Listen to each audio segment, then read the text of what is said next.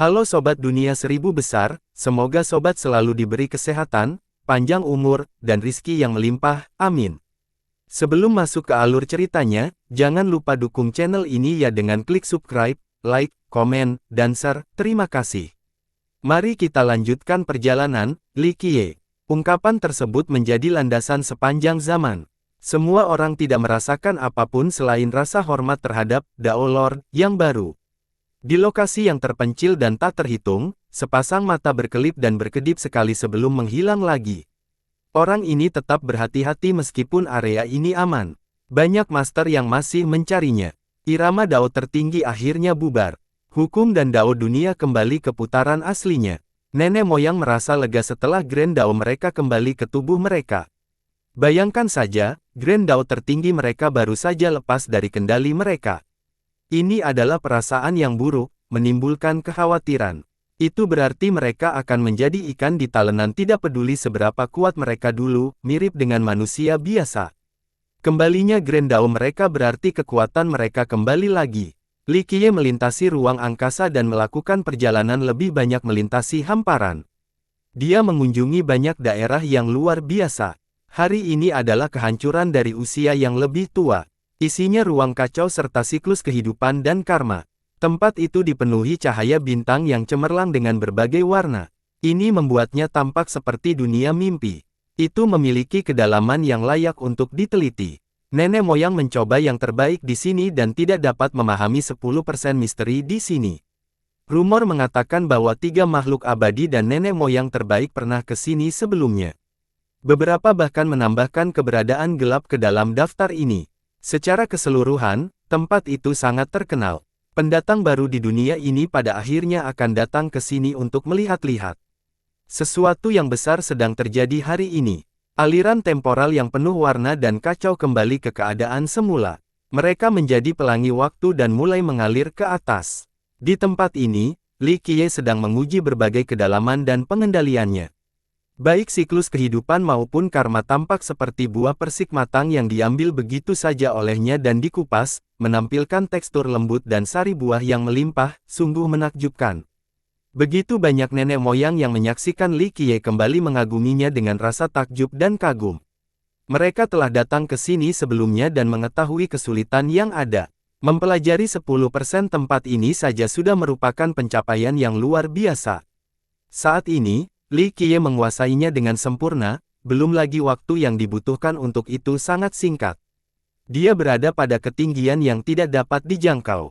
Seorang anggota The Semvirat berkomentar, Li Qiye melakukan sesuatu yang tidak bisa dilakukan oleh nenek moyang bahkan setelah sekian hidup. Mungkin di atas 3 makhluk abadi juga. Seseorang yang telah melihat 3 makhluk abadi berkata dengan tenang. Mereka mengingat kembali perasaan mereka saat melihat 3 makhluk abadi untuk pertama kalinya di masa lalu, kaget dan takut. Meskipun dunia menganggap wilayah mereka sebagai puncak, mereka menyadari diri mereka tidak berbeda dari anak kecil dibandingkan dengan 3 makhluk abadi. Masih ada jalan panjang yang harus ditempuh dan lebih banyak ruang untuk pertumbuhan setelah pelatihan yang memadai. Namun, mereka berpikir bahwa mereka tidak akan pernah bisa mencapai ketinggian itu. 3 makhluk abadi harus menjadi teladan dunia mereka, tidak ada yang lebih hebat, tidak ada puncak yang lebih tinggi hingga saat ini. Beberapa orang merasa bahwa Li Qiye mungkin telah melampaui 3 makhluk abadi. Apakah dia akan menjadi makhluk abadi?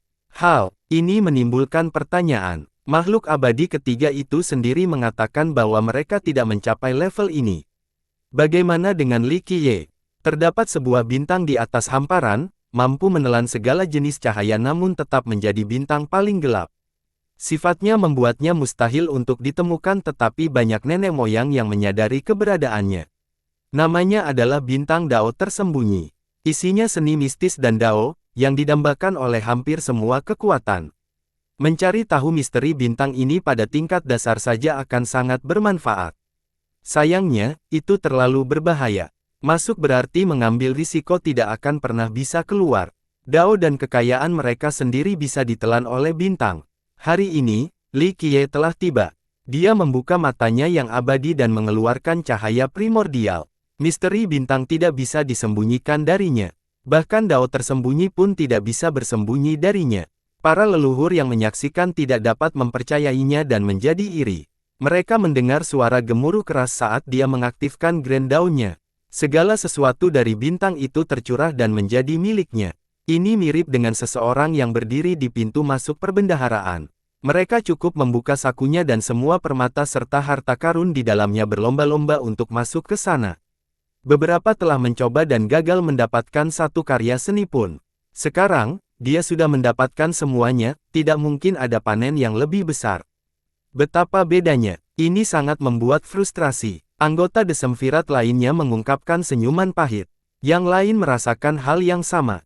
Beberapa di antara mereka menghabiskan beberapa ratus ribu tahun di sana dan hanya memperoleh satu hukum. Gunung Delapan Tepian, Lautan Nafas Suci, Sumur Tak Berujung. Li Qiye akhirnya mengunjungi semua lokasi terkenal di angkasa ini dan mengambil segala sesuatu yang berharga. Dia memperlakukan hal ini seperti rumahnya sendiri. Salah satu nenek moyang tersenyum tak berdaya. Tidak ada rahasia di sini untuknya. Temannya menghela nafas. Banyak yang berpikir papan atas berpikir bahwa hal itu samar dan penuh dengan terlalu banyak rahasia. Hal ini tidak terjadi pada Li Qiye selama perjalanannya.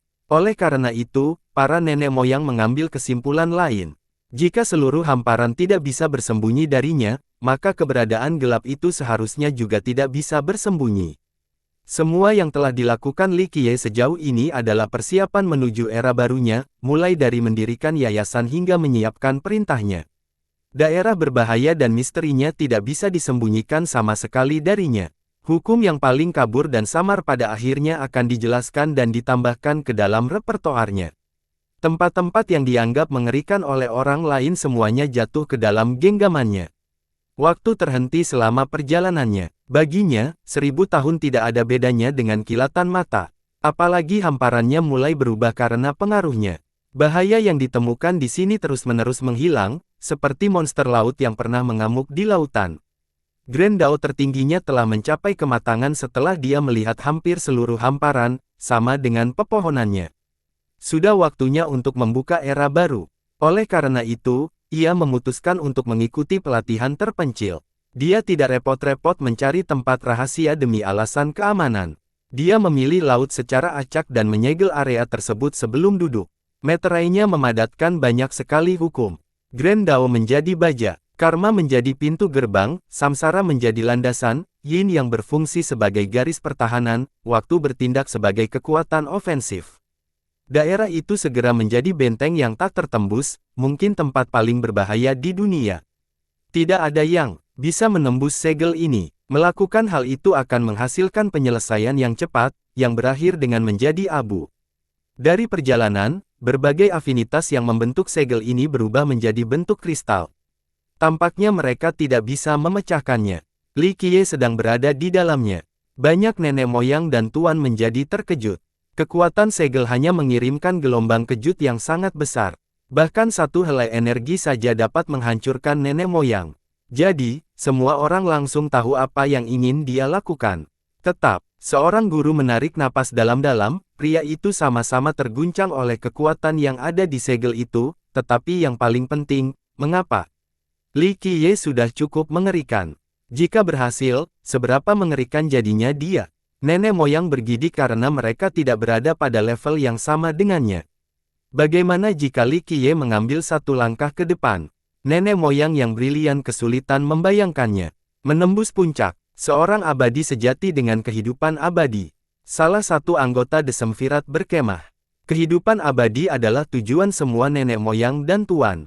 Itulah alasan utama mengapa mereka datang ke tempat yang luas.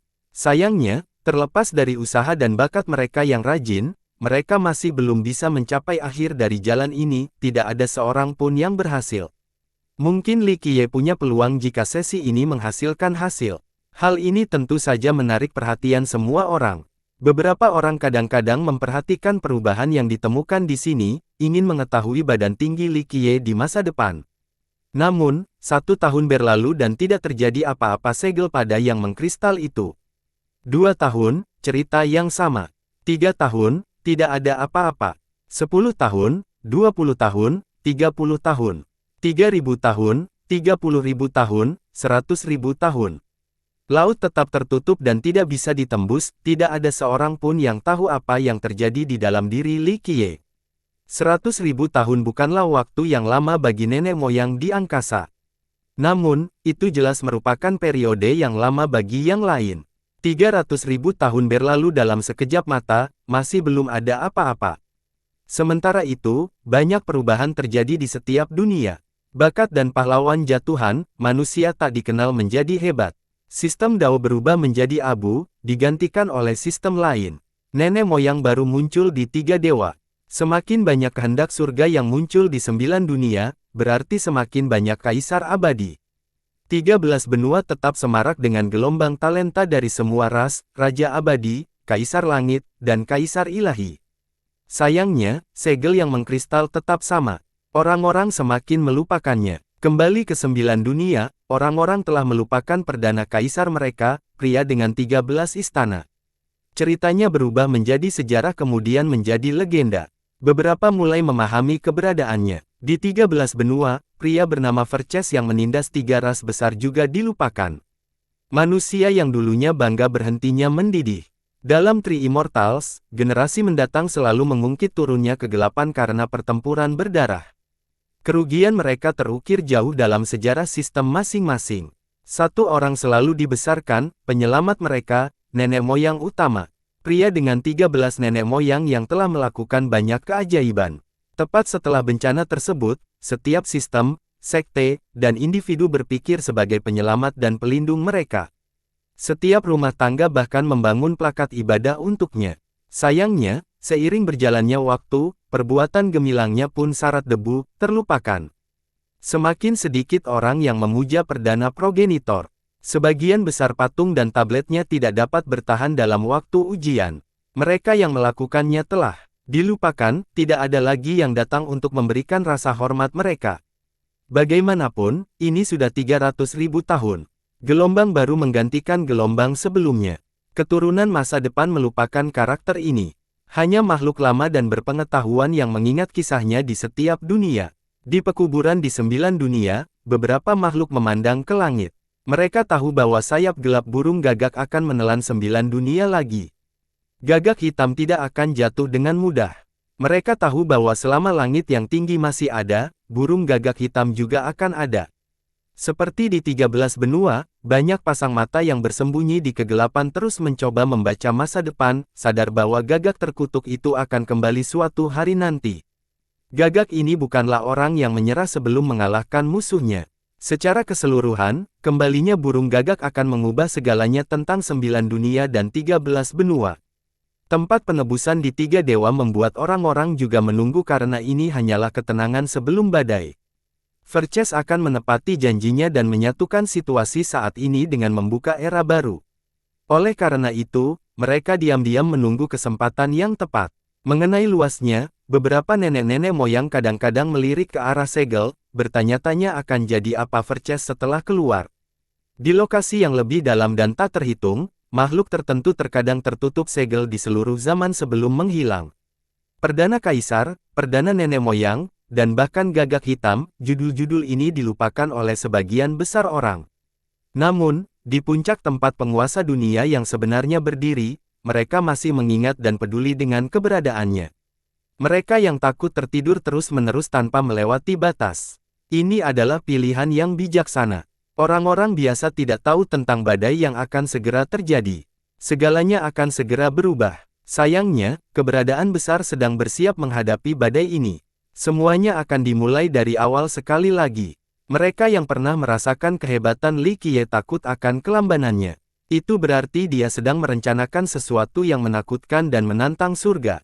Aturan dunia tidak akan sama setelah dia keluar dari sesi masuknya. Kaisar dan nenek moyang baru tidak tahu apa-apa, apalagi manusia dan leluhur normal. Mereka tidak menyadari bahwa metode menghancurkan dan pengetahuan umum mereka akan berubah. Itu akan datang. Hari ini, keberadaan mengerikan di tempat penebusan tiba-tiba merasakan sesuatu. Di tempat paling rahasia di angkasa, keberadaan gelap memiliki kegelapan tentang apa yang akan terjadi tetapi ia menahan diri untuk mengambil tindakan. Sangat kuat, seorang guru di angkasa menatap dan memuji. Yang ada di 9 dunia dan 13 benua lebih lambat tetapi pada akhirnya masih bisa merasakannya. Ini benar-benar terjadi. Kuharap dia gagal. Makhluk yang bersembunyi di kegelapan memasang ekspresi ketakutan. Generasi lain, apakah akan lama sebelum pertempuran terakhir? Seseorang yang berada di kuburan menatap bagian terdalam dari langit dan berkata, "Bersiaplah untuk perang. Ini saatnya kita mendominasi." Sebuah suara yang dalam diperintahkan di lokasi yang tidak diketahui. Itu menggema seperti ratapan hantu. Faktanya, orang pertama yang merasakan hal ini adalah surga yang tinggi itu sendiri. Langit biru mulai berubah warna dengan kilatan kecil, tidak ada yang memperhatikan hal ini karena mereka mengira itu hanya kilatan bintang. Bagaimanapun, banyak bintang dan planet yang ada di atas sana. Kilatan ini mungkin tidak normal. Seiring berjalannya waktu, sambaran petir menjadi semakin tebal, cukup untuk membentuk busur besar. Para master dari berbagai dunia akhirnya menyadari bahwa sesuatu yang besar sedang terjadi. Langit sedang berubah, apa yang terjadi? Salah satu kaisar abadi yang khawatir mendongak. Seorang kaisar ilahi mencoba melihat lebih dekat tetapi jaraknya terlalu jauh. Dia hanya tahu bahwa sesuatu yang besar sedang terjadi. Haruskah aku pergi ke luar angkasa? Nenek moyang generasi baru ini berdiri di Skypass dengan gugup. Dunia dipenuhi dengan kekuatan di luar pemahamannya pada saat ini. Dia tahu bahwa dia tidak berarti apa-apa jika dibandingkan dengan semut. Akhirnya, anjing-anjing terbaik di angkasa memperhatikan laut yang tertutup rapat. Tempat itu berkilau seperti masa lalu tetapi mereka tahu waktunya telah tiba. Era keabadian. Seorang nenek-nenek yang emosional menganggap kekuatan baru ini unik. Rekannya yang lebih berpengetahuan tidak setuju, tidak, era seperti itu tidak akan menjadi milik dunia kita. Kita tidak bisa menghasilkan satu pun makhluk abadi, apalagi membiarkan semua orang menjadi satu. Itu tidak mungkin. Benar, Tuan di sini bukan untuk menjadi abadi. Bahkan jika dia menginginkannya, dia tidak akan memilih tempat yang luas. Seorang nenek-nenek yang berbicara dengan Li Qiye sebelumnya menggelengkan kepalanya. Sepasang mata yang bersembunyi di hamparan sedikit terbuka lagi, terkejut dengan kekuatan baru yang menyebar ke seluruh dunia. Ingat, makhluk ini cukup mengerikan untuk mengendalikan anggota Desemvirate. Meskipun demikian, masih ada ketakutan karena ini adalah kekuatan yang mampu memulai suatu zaman. Tidak, ini lebih dari itu. Kekuatan ini diciptakan untuk menantang surga yang tinggi itu sendiri. Banyak yang telah mencoba melakukan hal ini, semuanya gagal. Mengapa dia takut? Karena ada kemungkinan sukses bagi Li Qiye. Ia cukup kuat untuk mengetahui makna di balik hal ini, dan karena itulah ketakutannya. Kemampuan sembunyi-sembunyinya sempurna tetapi sedikit gejolak emosi ini memungkinkan orang lain untuk segera terlihat. Ada aktivitas. Seseorang di dekat pantai lain dari arah itu ingin menghitung lokasinya. Tidak perlu, dia adalah target Daois Li, bukan target kita lagi. Yang lain adalah kesepakatan kepala. Mereka telah lama mencari makhluk gelap ini. Sayangnya, ini disinggung dengan baik setelah pengungsi terakhirnya. Guncangan ketakutan sesaat membuat mereka menyadarinya. Dulu, mereka pasti mengejarnya, tidak ingin melewatkan kesempatan ini. Hal ini tidak terjadi lagi. Li Qiye menunjuk makhluk gelap ini sebagai batu pemoles. Mereka tidak perlu merencanakan dan terus menjaga wilayah mereka. Sebagai makhluk gelap, ia menyadari bahwa ia telah terlihat. Sayangnya, ini tidak terlalu menjadi masalah. Ia hanya peduli pada satu musuh saat ini. Banyak pemikiran muncul dengan kecepatan ringan, ia menghitung kemungkinan dan metode yang tak terhitung jumlahnya. Sayangnya, hanya ada satu hasil, kematian. Ia ragu-ragu dengan hasilnya, tidak ada rencana yang lebih baik saat ini dan ditambah lagi, ini adalah halangannya. Ia hanya bisa bertengkar di sini. Jangan berhasil. Ia akhirnya melihat ke langit dan berpikir. Hanya ada satu hal yang dapat menghentikan Li Qiye saat ini, surga yang tinggi. Surga yang sangat jahat itu. Namun, busur petir mungkin berkumpul di atas tetapi tidak menunjukkan tanda-tanda menyerang. Kesengsaraan surgawi yang sangat diinginkannya tampaknya tidak kunjung turun. 1.000.000 tahun berlalu secepat kuda jantan yang berlari kencang. Jangka waktu ini dianggap tidak habisnya bagi orang awam. Begitu banyak klan dan dinasti yang bangkit dan runtuh, perubahan generasi yang tak terhitung jumlahnya. Penggarap juga akan menganggap ini sebagai jangka waktu yang lama. Bagaimanapun, sebagian besar tidak akan pernah mencapai tingkat terdalam yang tinggi. Orang jenius akan jatuh, wilayah akan memiliki tuan yang berbeda. Bagaimana dengan para kaisar dan nenek moyang? 1 juta tahun hanyalah sebuah siklus, bagian dari kehidupan. Bagaimana dengan para master top atau mereka yang terkubur di bawah tanah? Itu bukan apa-apa. Sebagian besar nenek moyang di angkasa telah berada di sini lebih lama. Bagi sebagian orang, ini hanyalah satu sesi pemanasan. Namun, sesi seperti yang dilakukan Li Qiye belum pernah terjadi sebelumnya. 1 juta tahun tidak menyurutkan antisipasi semua orang sedikit pun. Mereka dengan sabar menunggu dia keluar. Para penguasa di 9 dunia dan 13 benua juga melakukan hal yang sama. Kekuatan Li Qiye telah memenuhi 3000 dunia, bahkan dunia yang saat ini belum diketahui. Kekuatan itu merembes ke setiap inci dan sudut daratan. Orang normal secara alami tidak menyadari hal ini pada awalnya, tidak seperti tuan yang ketakutan. Mereka tidak berharap untuk melihat hal ini sama sekali atau kemungkinan adanya era baru. Sayangnya, hal ini telah meningkat di luar kendali mereka. Mereka yang pernah mengutuk langit yang tinggi bahkan berdoa untuk kesengsaraan surgawi yang paling mengerikan. Mereka ingin surga yang jahat menghancurkan kekuatan baru ini. Sayangnya, kumpulan busur petir seukuran lautan masih tetap berada di atas. Langit yang tinggi sepertinya tidak aktif melawan Li Qiye. Tuan yang ketakutan melihat ini dan menyadari bahwa hal itu telah putus, tidak ada yang bisa mengubah atau menghentikan momentum besar yang diciptakan oleh gagak hitam. Seiring berjalannya waktu, penggabungan kekuatan ke berbagai dunia menjadi lebih kuat. Ia menjadi bagian dari dunia itu sendiri. Beberapa master secara alami memperhatikan hal ini tetapi hanya bisa menonton. Pada titik ini, kekuatannya sudah menyatu dengan dunia mereka. Anehnya, hal itu akan tetap ada jika seseorang bertindak cukup ekstrim dan menghancurkan dunianya sendiri. Kekuatannya menjadi sumber segala sesuatu, melahirkan segudang ciptaan dan hukum dunia serta Dao. Ini menjadi kasus yang umum ketika sebagian besar menyadarinya. Meletus. Saat ini, semua makhluk hidup di 3000 dunia mendengar bunyi letupan. Itu tidak terdengar di telinga, melainkan datang dari hati. Mereka merasa seolah-olah ada telur yang pecah. Fluktuasi ini mempengaruhi hati dan pikiran mereka, mulai dari manusia hingga kaisar abadi yang kuat. Bahkan pepohonan dan rumput pun merasakannya. Kehidupan baru-baru saja menembus cangkangnya, mungkin dunia baru. Dunia yang ada kembali ke kekacauan, termasuk 9 dunia, 13 benua, dan bahkan 3 dewa. Mereka tampaknya menyatu dalam kekacauan primordial dalam bentuk telur. Tentu saja, ini hanya perasaan saja. Mereka tidak benar-benar menyatu, hanya dilanda kekacauan primordial. Ketika orang mengangkat tangan, mereka bisa menyentuh kekacauan itu. Kekuatan samudera sudah ada di mana-mana pada saat ini. Kekuatan kekacauan, begitu murni dan perkasa. Banyak master menjadi bersemangat. Bahkan para petinggi pun merasa sulit untuk mengubah energi mereka menjadi kekacauan primordial.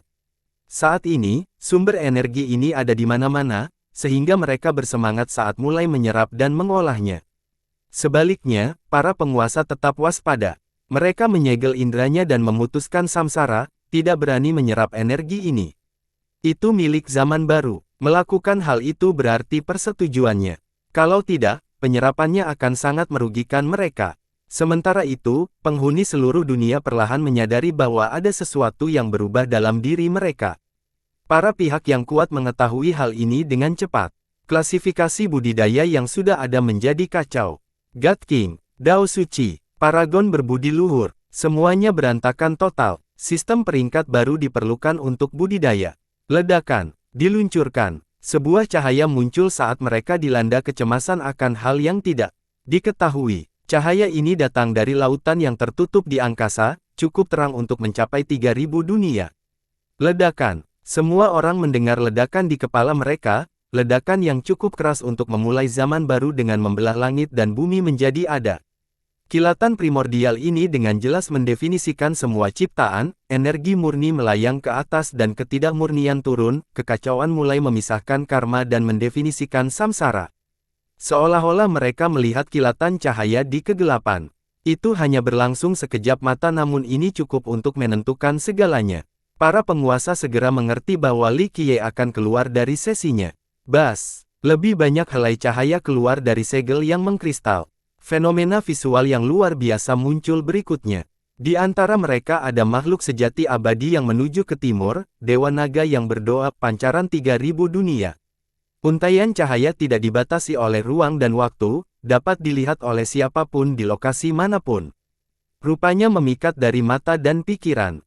Itu sebabnya bahkan orang pun bisa melihatnya.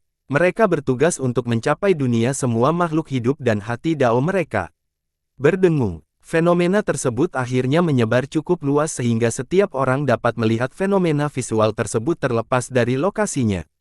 Akhirnya, mereka mendapatkan gambaran lengkap pohon yang belum pernah dilihat sebelumnya oleh siapapun, pohon primordial. Pohon ini memancarkan fenomena visual dan rangkaian cahaya. Di cabang-cabangnya terdapat buah dao yang berisi hukum, dao, dan perintah yang tiada taraf. Pohon itu memikul 3000 dunia dan segala isinya. Pohon purba menerima masa lalu dan membuka masa depan. Bintik-bintik berkilau di pohon melambangkan kelahiran di luar angkasa, akumulasi karma, proses samsara, dan masih banyak lagi.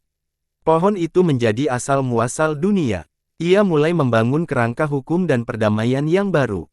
Itu mengasumsikan wilayah pusat dari 3000 dunia, menghasilkan kemungkinan yang tak terbatas.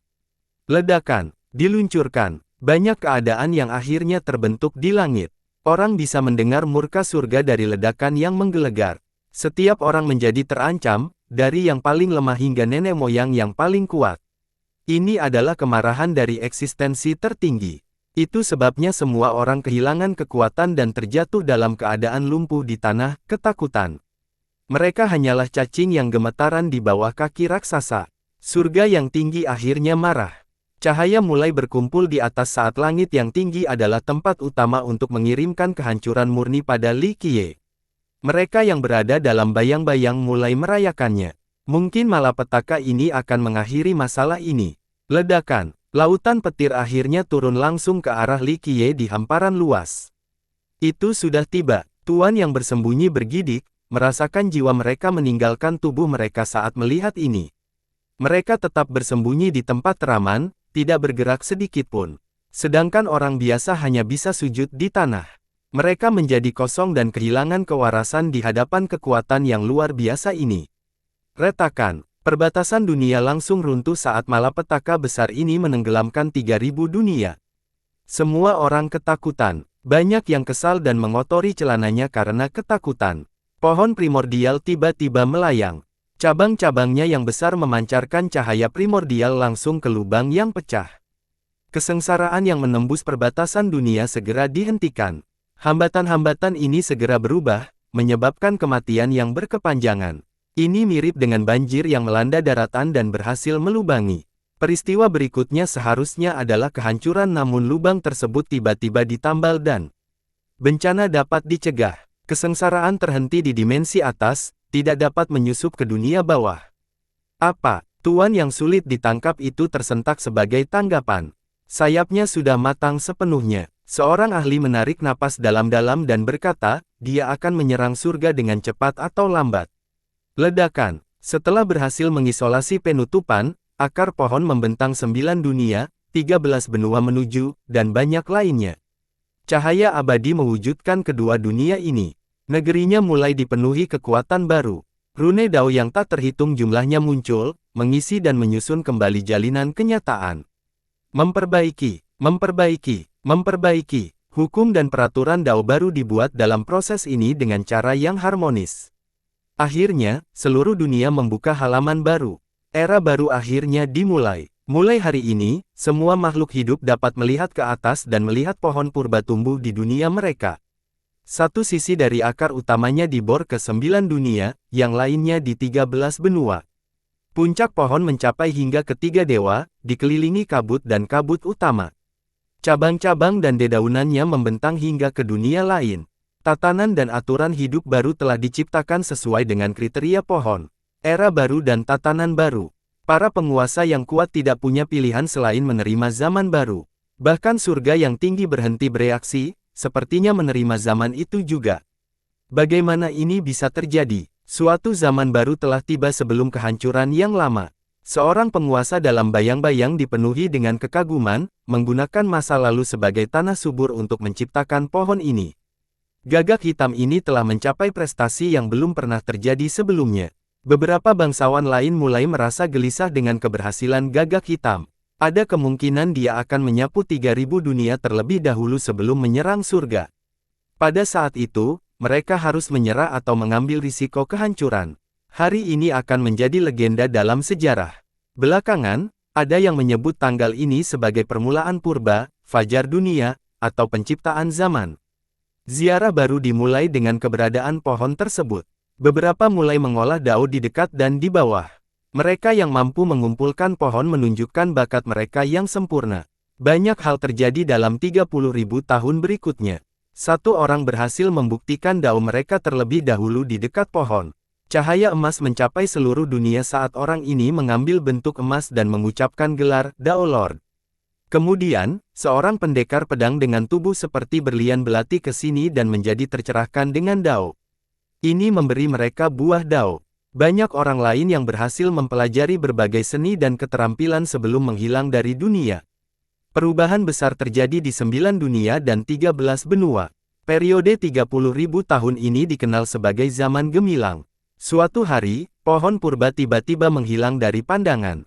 Perkembangan ini mengejutkan seluruh penduduk karena pohon tersebut menandai zaman baru dan Grand Dao. Tuan tidak mengatakan apapun. Mereka yang bisa melihat hamparan tak dapat diseberangi tutup mulut. Tidak ada yang tahu apa yang sedang terjadi atau di mana pohon itu berada sekarang. Beberapa Dao Lord mencoba menghitung jawabannya tetapi tidak berhasil. Untungnya semuanya tetap normal meski pohonnya sudah tiada. Penduduk yang gugup perlahan-lahan melupakan pohon itu pada waktunya. Cukup banyak generasi yang berlalu sehingga pohon itu hanya ada dalam buku sejarah. Beberapa keturunan masa depan bahkan mendalami keberadaannya. Hanya segelintir orang terpilih yang benar-benar memahami peristiwa yang sedang terjadi. Selama zaman gemilang di 9 dunia, sesuatu yang besar juga terjadi di hamparan tak dapat diseberangi. Ledakan, lautan hampir terbalik karena kekuatan yang dahsyat, mengakibatkan banyak tsunami besar di mana-mana. Dewa ketiga itu gemetar karena dampaknya. Semua orang di sana bisa melihat gelombang yang begitu besar hingga menutupi langit. Lihat tsunami itu, mereka merasa seolah-olah hal itu datang langsung ke dunia mereka dan berteriak ngeri. Gelombang mengerikan ini dapat menyerang dewa ketiga pada saat yang bersamaan. Sistemnya sama rapuhnya seperti dedaunan yang mengapung di lautan saat terjadi badai. Semua orang menjadi sangat gelisah. Untungnya, tsunami kembali turun dan membuat mereka bisa bernapas lega. Yang paling sengit dimulai lagi. Banyak nenek moyang dan master top di dunia ini mengetahui bahwa Li Qiye telah kembali. Berdengung, dunia gelap terbuka dan langsung menyerap laut ini. Baik bintang di atas maupun ikan di bawah permukaan langsung tertarik pada ketertarikan ini. Sial, kegelapan sedang meletus. Nenek moyang yang mengamati menjadi ketakutan. Banyak yang langsung melarikan diri atau menutup wilayah mereka untuk menghentikan transformasi gelap. Saat kegelapan melanda, bintang-bintang berubah menjadi planet jahat yang dilalap api. Mereka tampak seperti mata besar dalam bayang-bayang, cukup menimbulkan rasa takut pada siapapun. Berdengung, ikan dan udang di lautan tumbuh ke tingkat yang gila, menjadi tentara yang jahat. Seekor ikan menjadi makhluk yang tingginya beberapa ribu kaki dengan gigi putih tajam yang tak terhitung jumlahnya. Udang lainnya tumbuh duri panjang yang mampu menembus langit.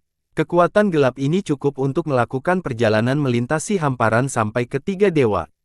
Brengsek, banyak yang bisa melihat kekuatan gelap yang datang dari 3 dewa. Eksistensi yang kuat mencoba melarikan diri dari kegelapan yang datang. Sayangnya, hal itu menghancurkan dunia begitu cepat. Hampir semua makhluk di 3 dewa berubah menjadi jahat di detik berikutnya.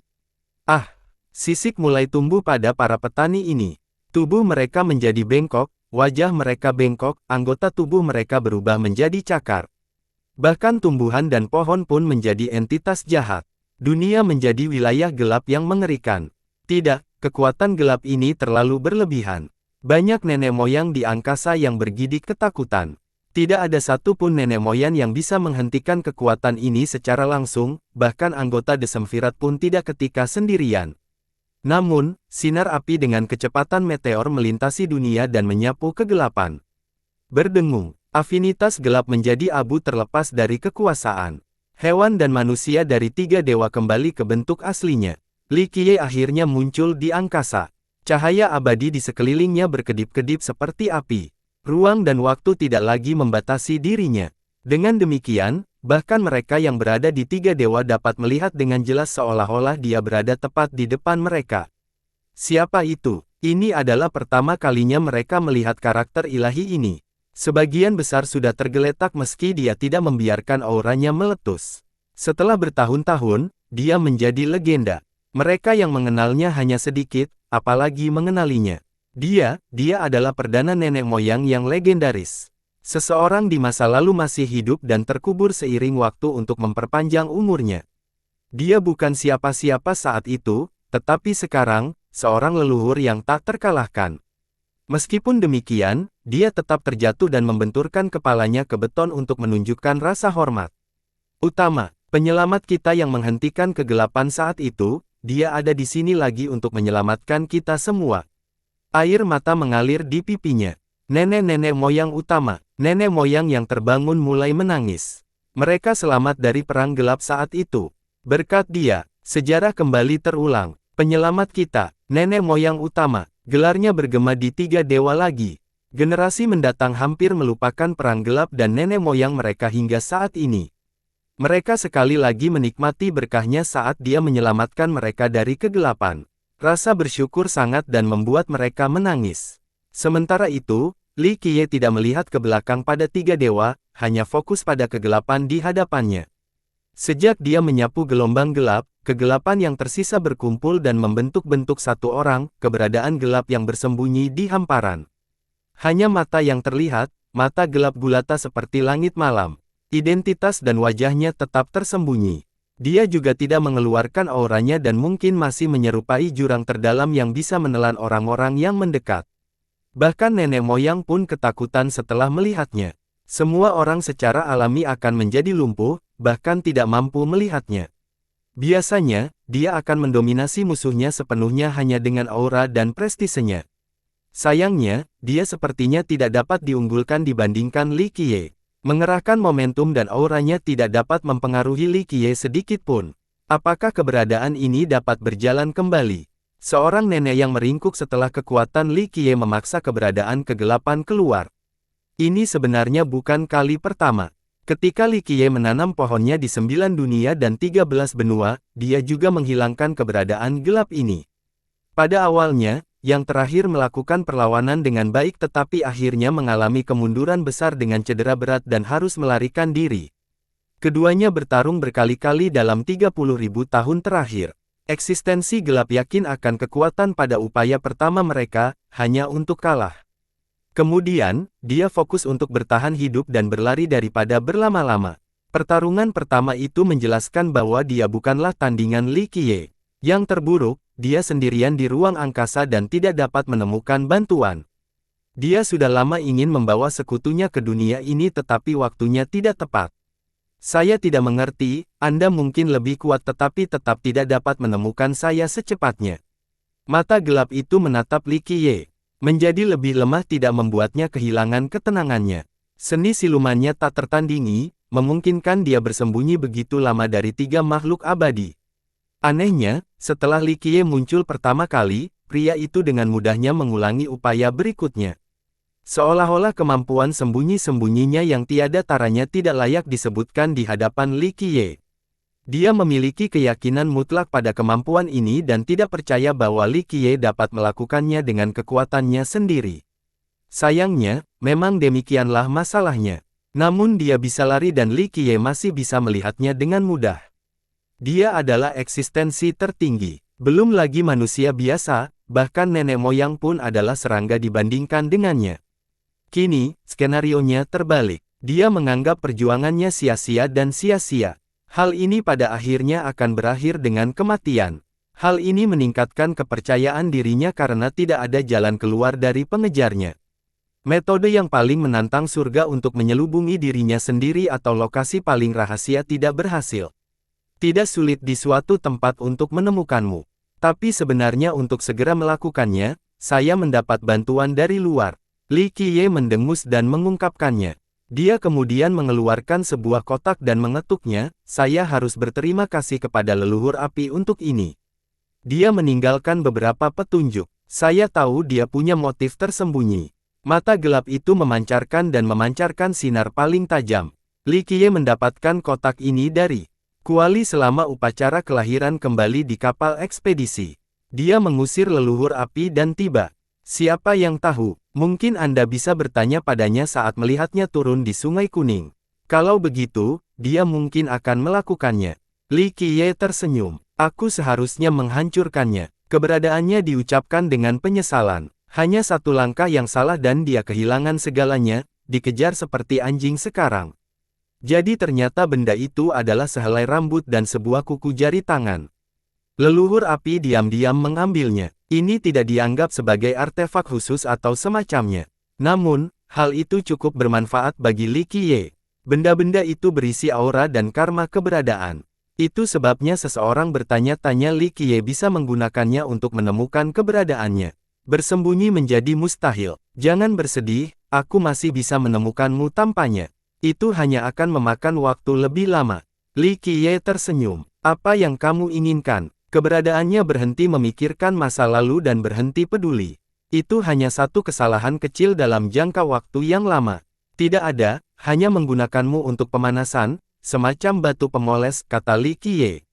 Para ahli yang mendengar ini dan menjualnya dengan baik, tidak bisa berkata-kata. Mereka merasa takut setiap kali keberadaan gelap ini disinggung, tetapi Li Qiye tidak memperlakukannya seperti teman aslinya. Namun hal ini masih bisa dimengerti. Li Qiye saat ini telah mencapai kekuatan yang gila. Komentarnya tidak keterlaluan atau apapun. Mata gelap itu berputar. Dia menganggap ini sangat tinggi dan membuat frustrasi karena Li Qiye lebih kuat darinya. Kamu tidak perlu lari, tahu. Berusaha bertengkar tenaga, pertaruhan semuanya, kata Li Qiye. Keberadaannya tidak merespon. Bahkan serangga pun ingin hidup, apalagi dia. Dia telah melakukan banyak hal untuk hidup sampai sekarang. Dia tidak akan berada di sini sekarang jika dia bisa menghadapi kematian dengan tenang. Bagi kaumnya, tetap hidup adalah hal yang paling penting. Waktu yang sama sekali bukan masalah. Itu sebabnya dia terus melarikan diri tanpa reputasi dan prestise saat menghadapi Li Qiye. Semua itu tidak penting. Membunuhku tidak akan mengubah apapun. Keberadaannya yang menenangkan, ini tidak bisa dihindari. Anda dan 3000 dunia tidak akan bisa melarikan diri. Itu sudah ditetapkan. Siapa bilang, aku bisa membunuh kalian semua dan mengubahnya? Li Qiye mendengus. Tidak ada yang bisa menyangkal kekuatanmu, pasti lebih kuat dariku. Namun, Anda salah besar jika mengira Anda tidak terpecahkan. Apa yang akan Anda hadapi di masa depan berada di luar imajinasi Anda. Kamu tidak lebih dari sekedar makanan. Eksistensi gelap itu menatap lurus ke arah Li Qiye sebagai tanggapannya. Lebih kuat dari surga yang jahat. Saya kira tidak demikian. Li Qiye membalas. Bagaimana kita bisa menjadi seperti ini? Kata keberadaan gelap. Jangan bandingkan, bunuh saja jika kamu condong yang kamu kira. Li Qiye berkata dengan acuh tak acuh. Itulah yang akan saya lakukan, jadi saya tidak peduli betapa hebatnya kalian semua, tidak lebih dari batu loncatan untuk pertarungan terakhirku, kata Li Qiye. Keberadaannya tetap diam setelah mendengar niat Li Qiye. Dia ingin membunuh surga yang jahat. Bagaimana dengan mereka? Jika mereka bisa melakukannya, mereka pasti sudah melakukannya sejak lama. Oleh karena itu, Li Qiye tidak pernah menaruh perhatian pada mereka, tidaklah berlebihan untuk mengatakan bahwa dia hanya memandangnya sebagai batu loncatan. Misalnya, seluruh sensasi ini hanyalah sesi latihan lain, pemanasan. Tujuan akhir Li Qiye bukanlah mereka. Mata keberadaan gelap itu berevolusi.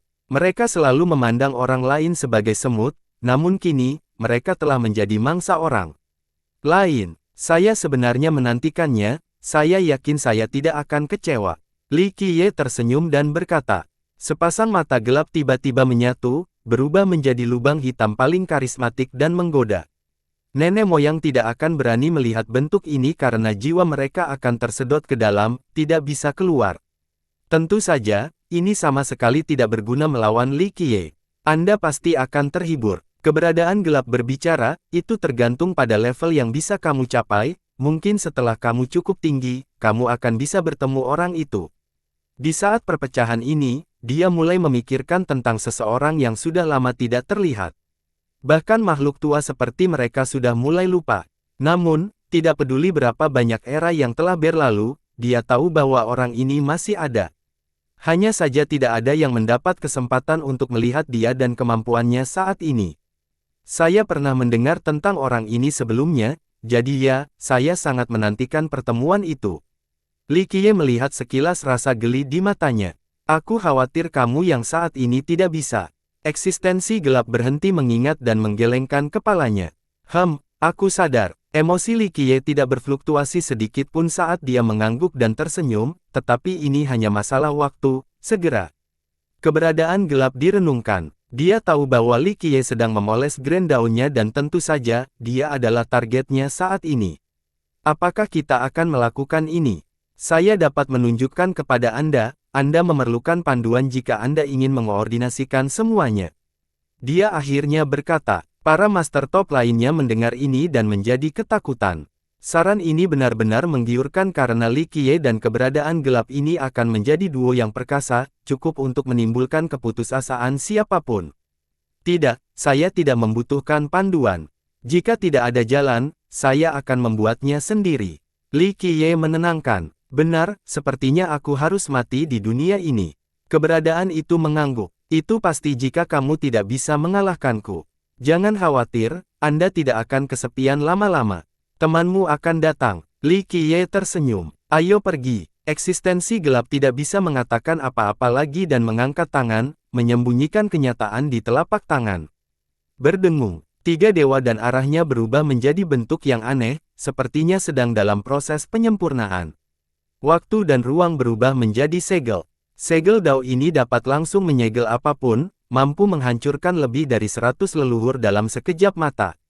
Ini tidak menjadi masalah bagi Li Qiye yang membalas dengan sebuah pukulan. Belum lagi segel ini, bahkan 3000 dunia akan berubah menjadi debu jika mereka mencoba memblokirnya. Tidak ada keilahian atau api untuk dibicarakan. Pukulan itu menekan semua keberadaan, memaksa mereka jatuh ke tanah. Ini termasuk nenek moyang biasa dan Desemvirate. Ledakan. Itu dengan mudah menghancurkan segel Dao, sekali lagi membuktikan supremasi Li Qiye. Orang lain yang mengaku tidak hanya berbohong ketika dia ada. Mereka tidak akan mampu menahan satu pukulan pun. Keberadaan yang ditakuti oleh banyak nenek moyang kehilangan pertukaran pertama. Ledakan. Langkah selanjutnya adalah menyatu dengan ruang dan waktu, menjadi ada di mana-mana. Hukum dan peraturan yang pantas tidak lagi mampu menghindarinya. Penyebarannya ke depan seperti air pasang, dimulai dari tangan Li Qiye. Eksistensi gelap ini jelas ingin mengambil alih tubuh Li Qiye. Tidak, dia ingin mengambil alih, Tuan. Salah satu nenek-nenek moyang menjadi terkejut dan berteriak. Nenek moyang ini melihat dengan mata kepalanya sendiri bagaimana salah satu rekannya yang cemerlang langsung menyerah pada kegelapan setelah disentuh oleh setetes darah dari keberadaan gelap ini. Tidak ada jalan kembali. Saat ini, keberadaan kegelapan melemparkan semua yang dia dapatkan pada Li Qiye. Kekuatan konversi ini dapat mengubah seluruh dunia lebih awal. Sekarang terfokus pada satu lokasi. Enyahlah. Li Qiye meraung dan melepaskan cahaya abadinya. Sebuah kekuatan meletus dan mengeluarkan kegelapan. Afinitas gelap terciprat keluar seperti air hitam. Li Qiye tidak berhenti dan mengepalkan tangan di atas udara. Kekuatan ini cukup untuk menghancurkan nenek moyang seperti nyamuk, menghancurkan tulang dan daging mereka. Cairan hitam menghujani, artinya sebagian besar tubuh makhluk gelap baru saja dihancurkan. Sisa udara berkumpul menjadi cahaya hitam. Ia melompat ke angkasa untuk melarikan diri. Eksistensi gelap jelas hilang lagi selain terluka parah. Melarikan diri adalah satu-satunya pilihan di sini. Dia tidak akan pernah menyerah selama masih ada harapan untuk bertahan hidup. Masa depan memiliki kemungkinan yang tak terhitung banyaknya dan dia selalu bisa bangkit kembali. Li Qiye tersenyum saat menyampaikan tanggapannya ke seluruh ruang angkasa. Ledakan. Dia melepaskan serangan lain ke tempat persembunyian keberadaannya, menghancurkan seluruh wilayah yang tersegel. Keberadaannya terus melarikan diri, tidak berani berhenti sedetik pun. Saya menunggu untuk melihat gerakan pamungkas Anda, jangan menahan diri sekarang. Li Qiye mengejarnya sambil tersenyum. Eksistensi kegelapan mengetahui bahwa Li Qiye ingin mengetahui kedalaman mereka dengan melawannya. Dengan ini, Li Qiye dapat mempelajari jenis mereka, sehingga dia mengetahui cara untuk benar-benar menghancurkan mereka dari sumbernya. Itu sebabnya keberadaan gelap tidak bisa menggunakan gerakan terbaiknya. Dia tahu bahwa begitu Li Qiye melihat dan memahaminya, orang itu akan membunuhnya karena dia akan kehilangan kegunaannya. Dia hampir menjadi abadi, tetapi jika Li Qiye bisa melihat sumber dan asal-usulnya, Li Qiye pasti mempunyai kekuatan untuk mewujudkannya sepenuhnya. Li Qiye dan keberadaan gelap memainkan permainan kucing dan tikus, menyebabkan masalah di seluruh penjuru dunia. Yang pertama, tidak terburu-buru untuk menyelesaikan pertempuran. Oleh karena itu, selama menetap di sini, Li Qiye terus berusaha mencari tahu sumber sebenarnya dari keberadaan kegelapan. Yang terakhir, secara alami memahami hal ini dan terus menghindar daripada benar-benar berusaha menguasai tenaga. Ini adalah satu-satunya cara agar dia bisa hidup lebih lama. Penghuni kekhawatiran itu ketakutan sepanjang waktu. Bahkan mereka yang berada di tiga dewa pun merasakan tekanan dari pertarungan mereka. Kedua belah pihak terlalu kuat. Masing-masing dari mereka dapat menekan kucing dengan setiap gerakan.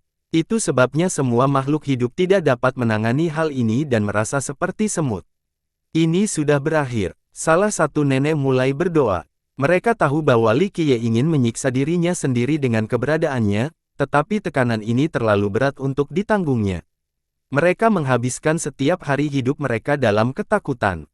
Sayangnya, mereka tidak berdaya untuk berbuat apapun.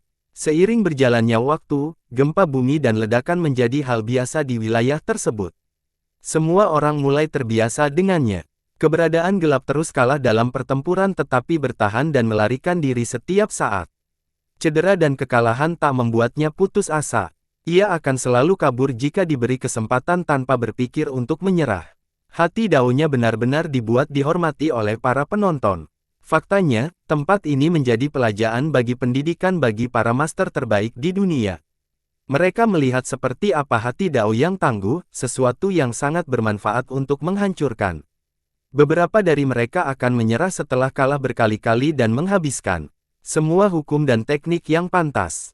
Menerima kematian mungkin merupakan pilihan yang lebih mudah ketika ada cengkeraman sebesar ini. Keberadaan gelap tidak melakukan hal itu.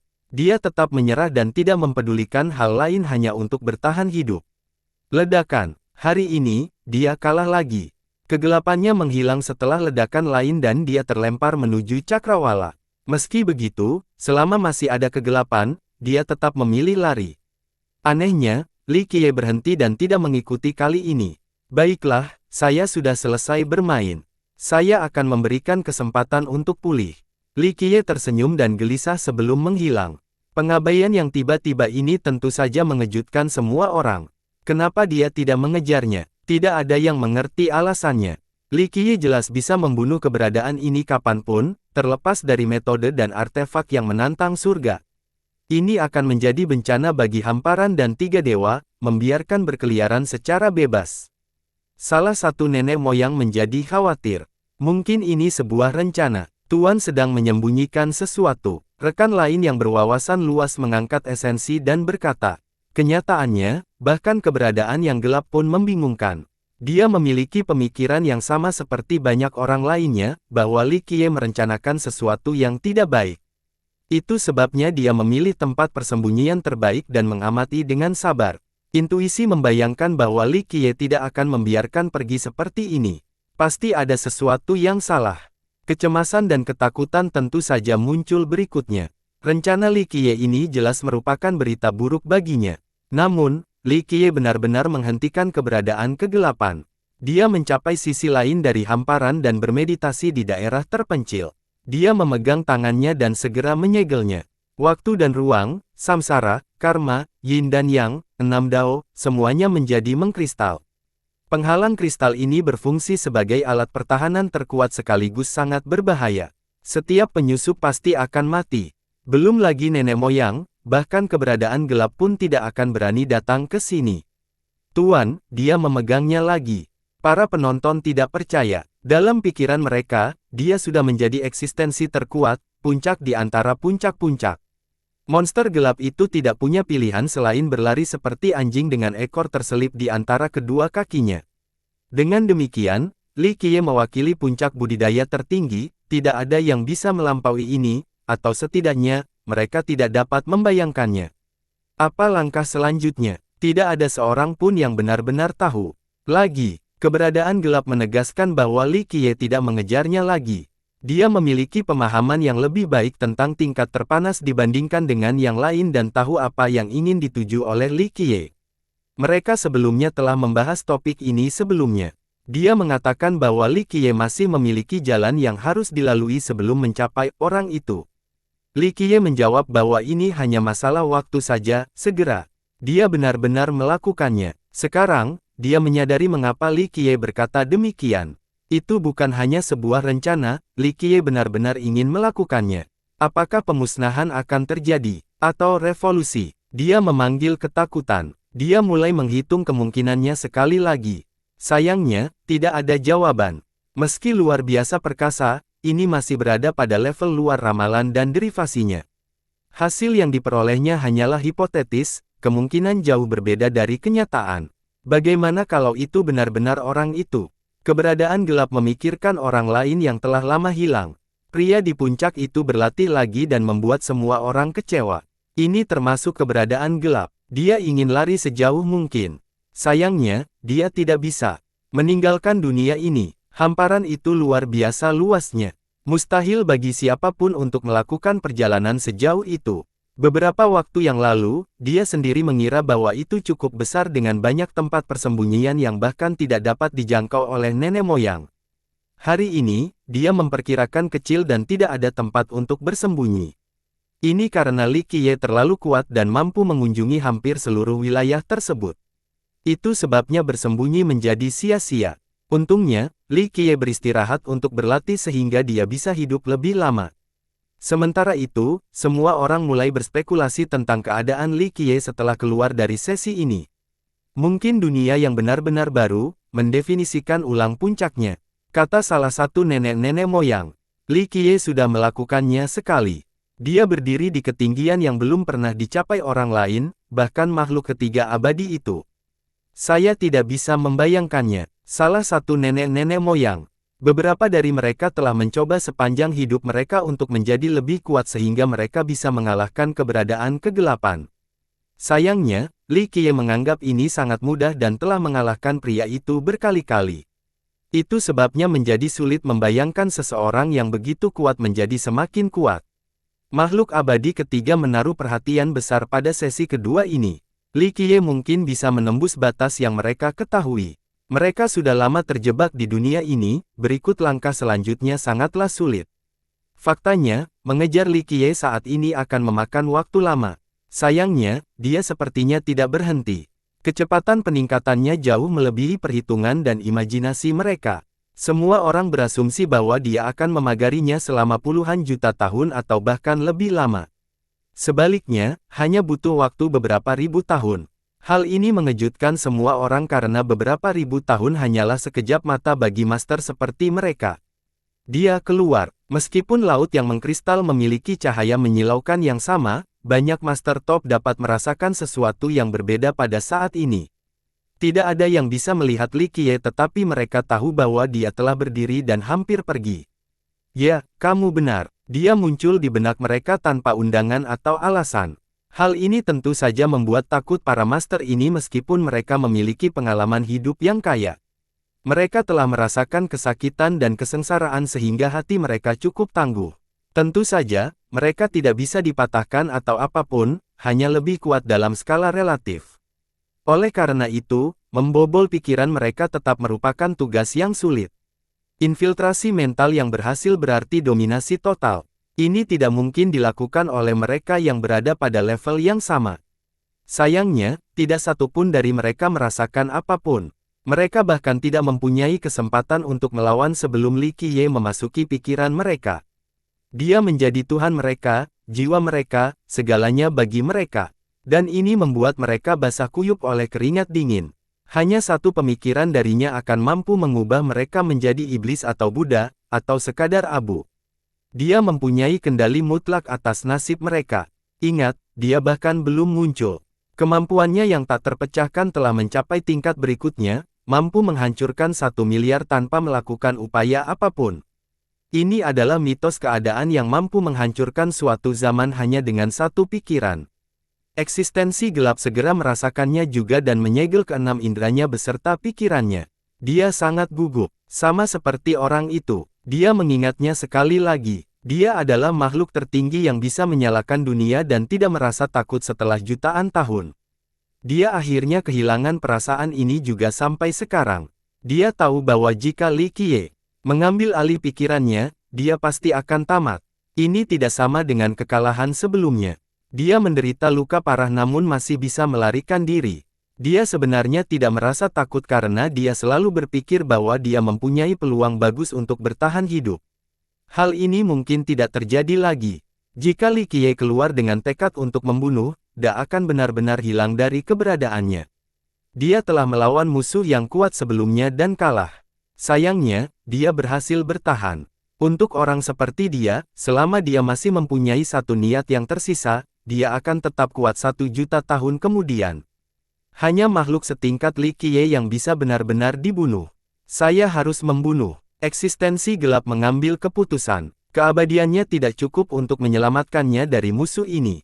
Kenaikan abadi, abadi sejati. Makhluk abadi ketiga itu menarik napas dalam-dalam setelah melihat pengambil alihan mental yang mendominasi dari Li Qiye. Seorang lelaki tua di antara mereka mendiamkan kepalanya, tidak, saya memahaminya. Dia tidak akan menjadi abadi karena itu akan berhenti menjadi dirinya sendiri, Li Qiye. Itu bukan tujuan dia, saya harap begitu, kata salah satu dari ketiganya, masih terguncang. Lanjutnya tidak terbayangkan jika Li Qiye ingin menjadi makhluk abadi sejati. Itu benar-benar akan menjadi akhir dunia.